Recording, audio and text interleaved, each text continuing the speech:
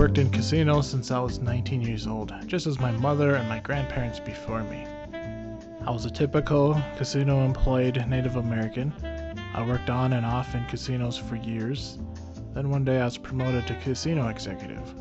I wore suits, made the big calls, walked with the big dogs. One day I was talking to the guards about the topic of the day, banning smoking in bars and restaurants throughout the state. We all scoffed at the idea.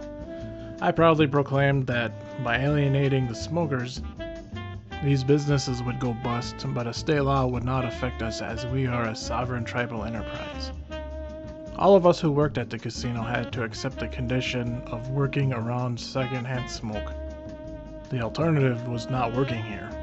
Gamblers smoke and smokers gamble, is what was assumed. After work, my clothes always smelled of heavy smoke and I would have to go wash the tar from my face. Employees were constantly sick with colds, sinus infections, and walking pneumonia. I thought it was normal to have hypertension. My doctor gave me an inhaler for my chronic cough. One day I left my job to return to college. I saw the sun and breathed the clean air for the first time in years.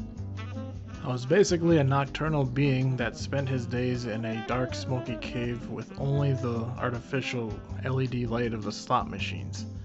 I quickly grew to enjoy the fresh, clean outdoor air of Minneapolis. My health recovered dramatically. I needed steady work again to support my educational endeavors, so I took a job dealing blackjack at Treasure Island. My cough returned, and it was then that I realized that you can never go home. I left the industry and started a new life as a tribal tobacco education, grants, and planning policy coordinator for the Upper Sioux community. As part of my job, I began familiarizing myself with a battery of facts and statistics.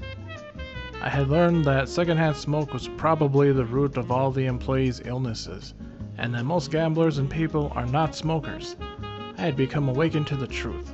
For the first time in my life, I was motivated by ideology, not necessity.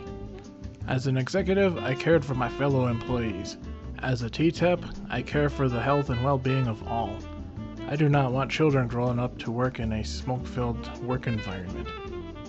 I'm just a former casino insider, but I will do whatever I can to forward the cause of a smoke-free society.